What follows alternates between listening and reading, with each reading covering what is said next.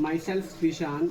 आज हम JEE mains का एक वेरी इंपॉर्टेंट चैप्टर रहता है जिसमें जेई मेंस हर साल 1 से 2 क्वेश्चन पूछता है। तो आज हम कॉम्प्लेक्स नंबर, जो एक इम्पॉर्टेंट चैप्टर है कॉम्प्लेक्स नंबर, उसकी बात करेंगे। तो कॉम्प्लेक्स नंबर्स क्या है? कॉम्प्लेक्स नंबर से पहले समझना होगा कि रियल नंबर्स क्या होते हैं। तो हमारे अर्थ पर जितने भी रियल नंबर्स आपकी थिंकिंग्स में जितने भी नंबर्स आएंगे वो सब रियल नंबर की कैटेगरी में आएंगे। इवन रियल नंबर की जो रियल नंबर्स होते हैं वो भी इस कॉम्प्लेक्स नंबर की कैटेगरी में आते हैं। तो कॉम्प्लेक्स यानी रियल नंबर्स भी एक तरीके से क्या है, कॉम्प्लेक्स नंबर ही है।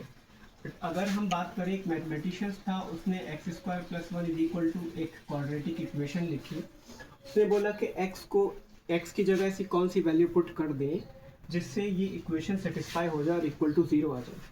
तो यहाँ हम x की वैल्यू कोई भी ऐसी रियल वैल्यू पुट नहीं कर सकते जिससे इक्वेशन सेटिस्फाई हो जाए। तो उसने मैथमेटिशियन ने फर्दर इसे सॉल्व किया और सॉल्व करने पर x = √(-1) मिला। तो √(-1) को उसने ग्रीक लेटर, एक लैंग्वेज है, उसका एक लेटर लिया और आयोटा जैसा बनता है आयोटा, तो √(-1) की वैल्यू को उसने आयोटा के इक्वल लिखा। सो √-1 इक्वल आयोटा यहाँ से निकल कर आया। अगर बोथ साइड स्क्वायरिंग कर दें, स्क्वायरिंग करने पर तो क्या हो जाएगा, √(-1) का square is -1 equal iota square. तो वही स्टेप आ गया कि आयोटा स्क्वायर की वैल्यू किसके इक्वल आई, -1 के। तो सिमिलरली अगर आयोटा क्यूब की वैल्यू देखें तो आयोटा क्यूब की वैल्यू क्या होगी, आयोटा क्यूब को ब्रेक करके लिख सकते हैं आयोटा स्क्वायर इंटू आयोटा। तो आयोटा स्क्वायर की वैल्यू अभी फाइंड आउट करी हमने, क्या है, -1 इंटू आयोटा।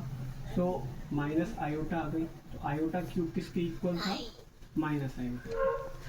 अगर आयोटा की पावर 4 की वैल्यू अगर देखें तो आयोटा की पावर 4 को लिख सकते हैं iota square into iota square, और आयोटा स्क्वायर की वैल्यू ऑलरेडी फाइंड आउट कर सकते हैं, -1 इंटू -1 कितना आ गया, आयोटा की पावर 4 की वैल्यू आ गई +1। तो इस तरीके से हम आयोटा स्क्वायर, आयोटा क्यूब और आयोटा की पावर 4 की वैल्यूज हम फाइंड आउट कर सकते हैं।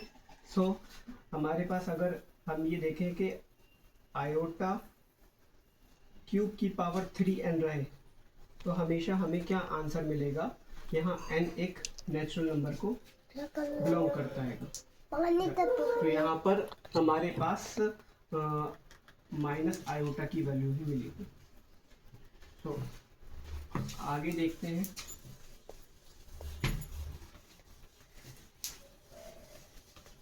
कॉम्प्लेक्स नंबर ये था आयोटा। अब देखते हैं ये कॉम्प्लेक्स नंबर क्या है। कॉम्प्लेक्स नंबर को एक्चुअली में कैपिटल Z से डिनोट किया जाता है। इसकी स्टैंडर्ड फॉर्म है Z = A + IB। यहाँ A एक रियल पार्ट है, B एक इमेजिनरी है। बट A और B जो है वो रियल नंबर से ही बिलोंग करते हैं। A और B क्या है, रियल नंबर है। तो अगर हमारे पास एक एग्जांपल मान लीजिए, अगर हमारे पास कोई 5 नंबर लिखा हुआ है, ये एक रियल नंबर है बट एक्चुअल में ये कॉम्प्लेक्स नंबर ही है।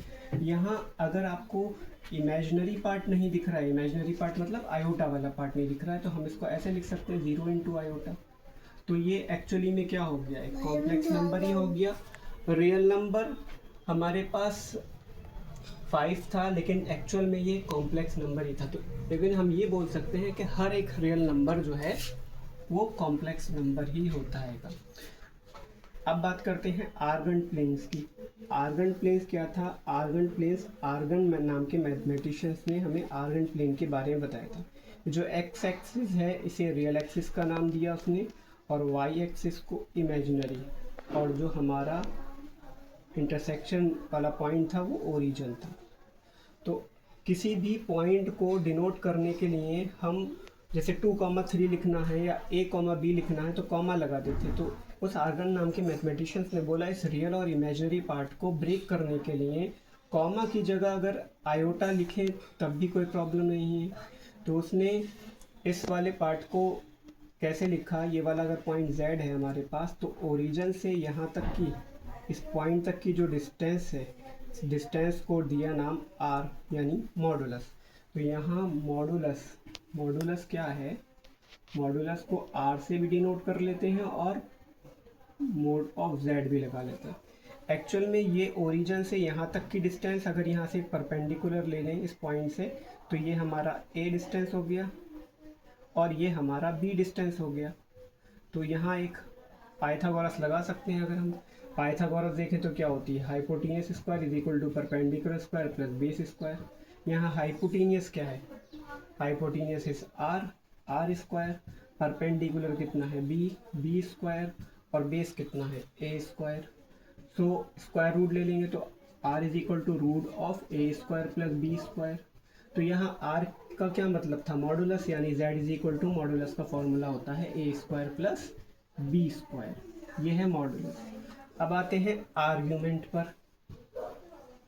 आर्ग्यूमेंट क्या है, आर्ग्यूमेंट को एक्चुअल में थीटा से डिनोट करते हैं।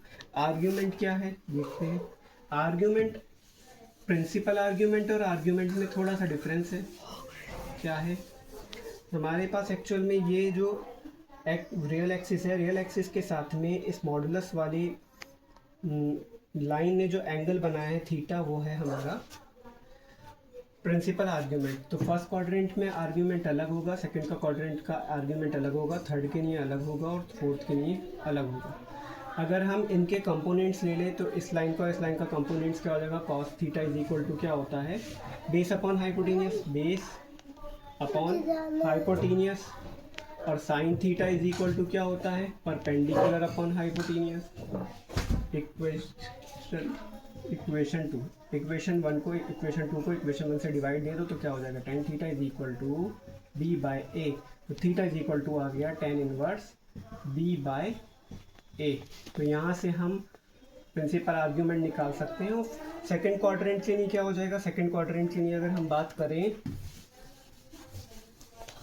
सेकेंड क्वाड्रेंट के लिए अगर हम बात करें तो सेकेंड क्वाड्रेंट में हो जाएगा, अगर हमें आर्ग्यूमेंट निकालना है तो सेकेंड क्वाड्रेंट के लिए हो जाएगा पाई में से ये जो थीटा निकाला है हमने इसको माइनस कर देंगे, तो ये हमारा क्या हो जाएगा, आर्ग्यूमेंट निकल आएगा।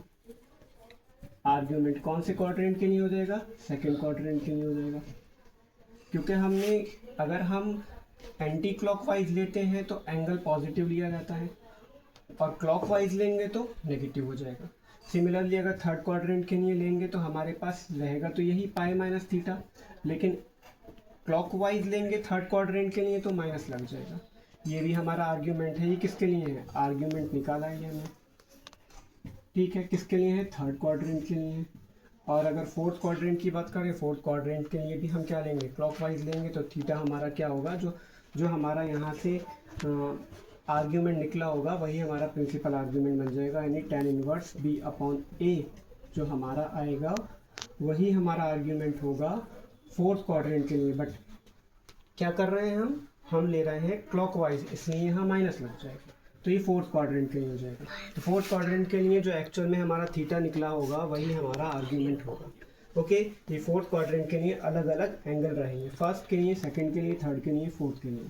तो ये बेसिक सा कॉन्सेप्ट था, इस पे जेईई मेंस क्वेश्चंस पूछता है। तो नेक्स्ट वीडियो में मिलेंगे। Thank you.